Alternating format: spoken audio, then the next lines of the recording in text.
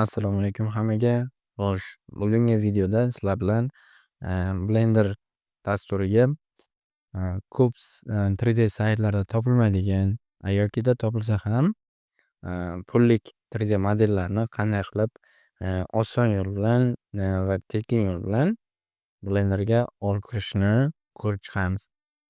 Buning uchun bizaga birinchi navbatda kerak bo'ladi bizaga GTA 5 o'yini kerak bo'ladi. Nimaga GTA 5 o'yini kerak bo'ladi?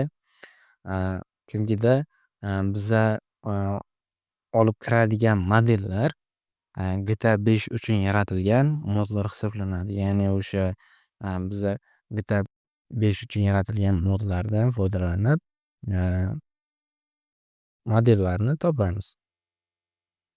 Misol uchun mana GTA 5 saytini modlarni sayti bor. Mana shu sayt. Bu saytni Telegramda qoldiraman. Telegramni linki mana shu videoni izohlarida qoldiraman. Xo'p, birinchi navbatda GTA 5 ni yuklab olishingiz kerak bo'ladi. O'zim tavsiya qilaman. Mana shu saytda Save Launcher degan sayt bor. O'shandan yuklab olganingiz yaxshi.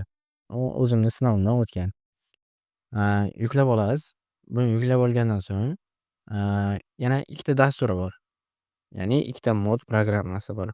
O'sha mod programmasini ham Telegramga tashlab qo'yaman. O'rnatishini esa hozir qisqacha qilib tushuntirib o'taman. Agarda tushunmasangiz Telegram guruhimizga yozsangiz, men o'sha yerda shunaqa modlarni o'rnatgan boshqa alohida GTA videolarini tashlab qo'yaman. Birinchi navbatda GTAni o'rnatib bo'lganingizdan so'ng OpenAV degan GTA 5 ni o'sha modi bor. Bunga kirganimizda mana shunday oyna chiqadi o'rnatayotganingizda. Bunda Windowsni bosamiz biza. Windowsni bosamiz, eng yonda birdaniga landing boshlandi. Xo'sh, sizlarda mana bu yerda shunaqa joy turadi. Ya'ni o'sha GTA 5 ni qayerga o'rnatgan bo'lsangiz, o'sha papkani ko'rsatib yuborishingiz kerak bo'ladi. Bo'ldi, ko'rsatib o'rgangandan keyin GTA 5 to'g'ri o'rnagan bo'lsa, mana shunday oyna hosil bo'ladi sizda. Keyin mana bu yerda install degan joy chiqadi mana shu yerda. O'shani bosasiz uchta o'zini fayl bo'ladi. O'shani yuklab olishingiz kerak bo'ladi. Bunisi всё, tamom. Ikkinchisiga keladigan bo'lsak, Code Walker degan programma. Buni ham tashlab qo'yaman. Buni rar holatda chiqarib olganingizdan so'ng mana bunaqa fayllar bor. Bunda Code Walker RPF Explorer degani bor. O'shanga bosasiz bunda ham xuddi boyagidek oyna chiqadi mana bunaqa. Bu ham mana bunday oyna kirib ketyapti. Sizda bunday bo'lmaydi. O'sha GTA 5 ni papkasini ko'rsatib yubor deydi. Buni ham xuddi shunday qilasiz. Boyagidek papkasini ko'rsatib yuborasiz. To'g'ri o'rnagan bo'lsa mana shunaqa narsa chiqadi. Всё, tamom. Endi keyingi qiladigan etapimiz bizada bironta bir mashinani modelini olib kirishimiz kerak bo'ladi. Misol uchun mana shu BMW modelini olib kiradigan bo'lsak, downloadni bosamiz, yana bir marta downloadni bosamiz. Bizada rar fayl yuklanmoqda. Bu yerda faqat mashinalar yo'q, hamma narsa, samolyot, tank, mototsikl, qurollar bor, personajlar va yana o'sha GTAni o'zini, ya'ni o'zi uchun yaratilgan har xil kartalar ham bor. Buni rar holatdan chiqarib olamiz. Rar holatdan chiqarib oldik. Endi bu yerdagi papkalarni tekshirib ko'ramiz. Xo'sh, mana EFT7D degan formatdagi fayllar bor ekan bu yerda. Yana bittasi bor edi. RPF degani ham bor.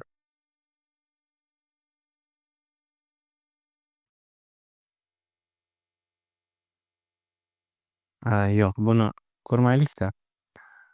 Boshqasini men ko'rsatayda sizlarga.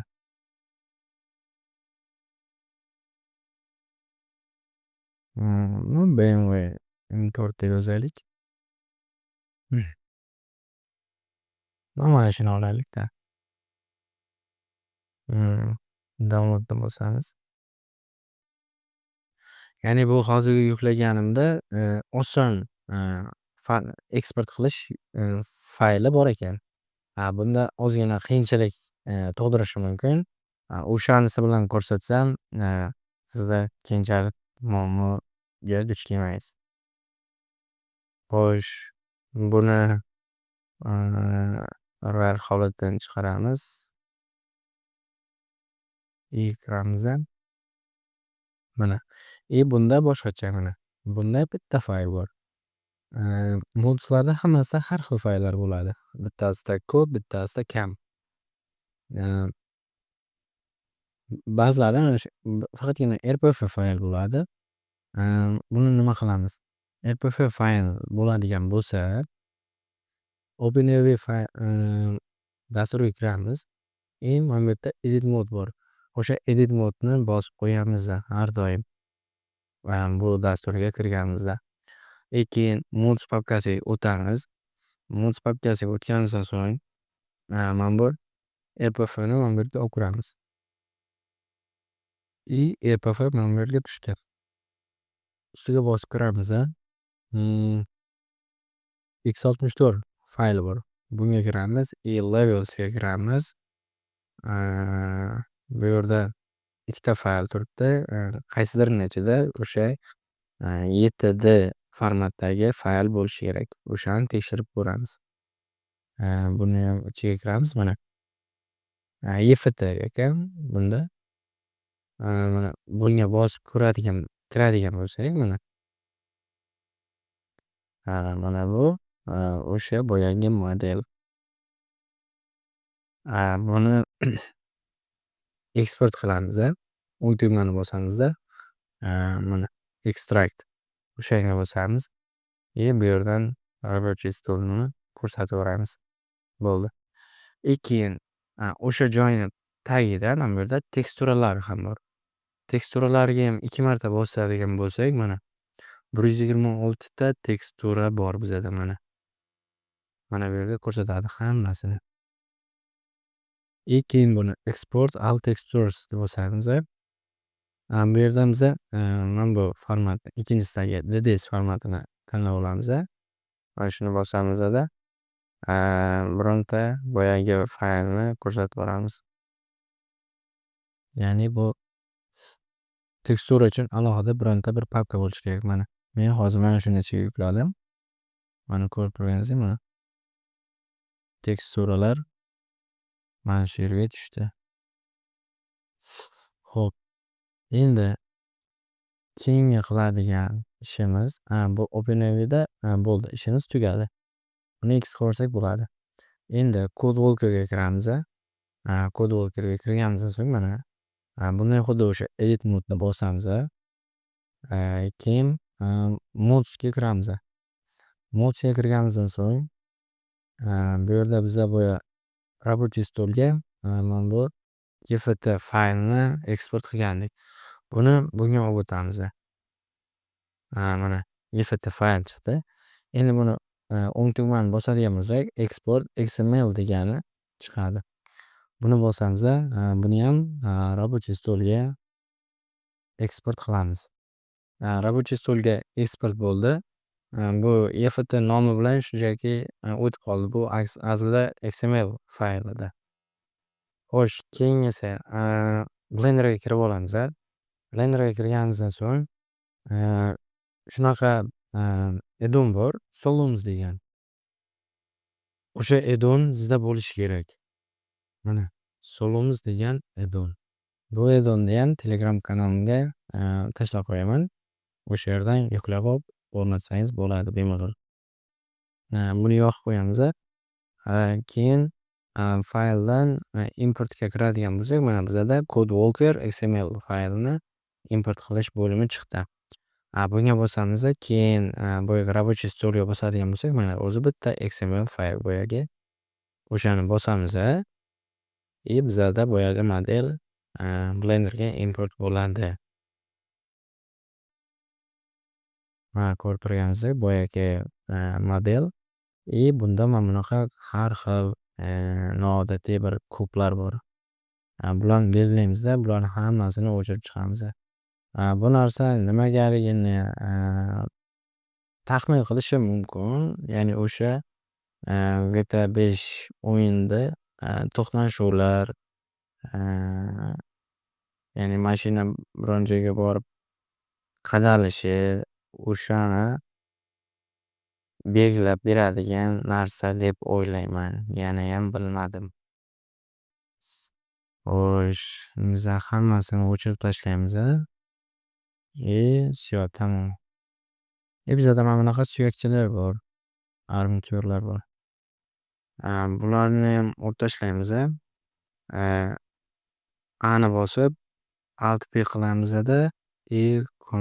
clear and keep transform qilamiz. Keyin buni belgilab delete ni bosamiz.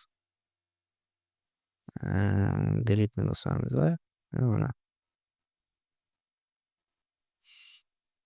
Bizada endi ikkinchi qiyin tomoni buni. Bunda birontayam material berilmagan. Ya'ni materiallarni manzilini har bittasini bittama-bitta ko'rsatib chiqishimiz shart. Agarda o'zim boshidan material beraman desangiz, mana bu yerda Blender faylga o'tib, materialni bosib, mana bu yerda hamma teksturalarni, materiallarni belgilab, o'ng tugmani bosib delete ni bossangiz, hammasi materiallar o'chib ketadi. O'shanday qilib bersangiz ham bo'ladi. Osonroq yo'li. Ya'ni o'zingiz qiynamaysiz. Keyin har bitta materialni ichida mana bunaqa musorlar ham bo'ladi. Bular tursa ham bo'ladi, no turmasa ham zarari yo'q. Men o'chirib tashlayman, chunki yoqmaydi, tartibsiz bo'lib ketadi. Bunga qanday qilib materiallarni qo'shib chiqamiz?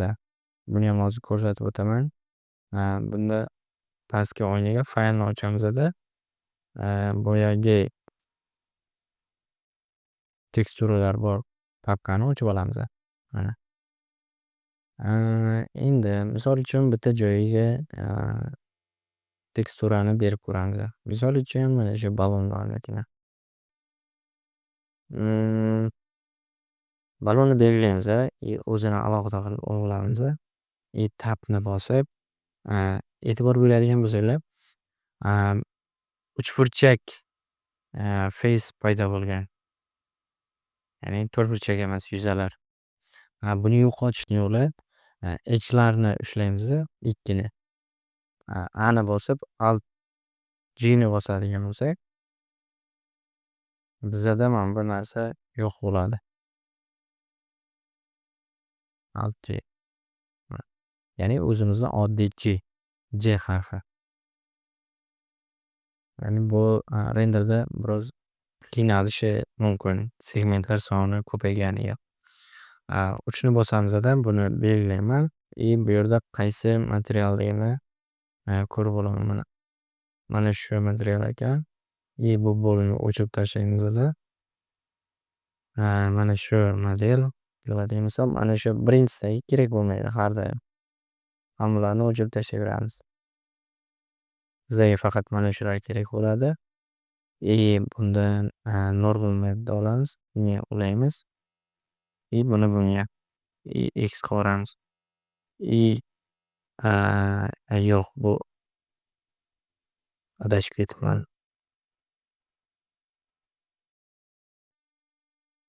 Normal map'da olamiz. Normalni bunga olamiz. Vektorni bunga. Keyin esa colorni olamiz.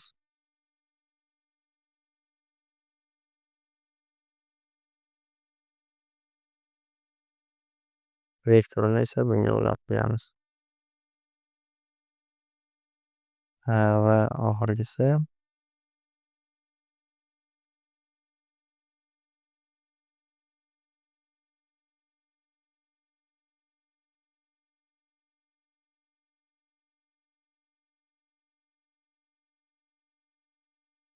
tugadi hammasi. Mana shunday qiladigan bo'lsak mana bizada mana tekstura tushdi hammasi.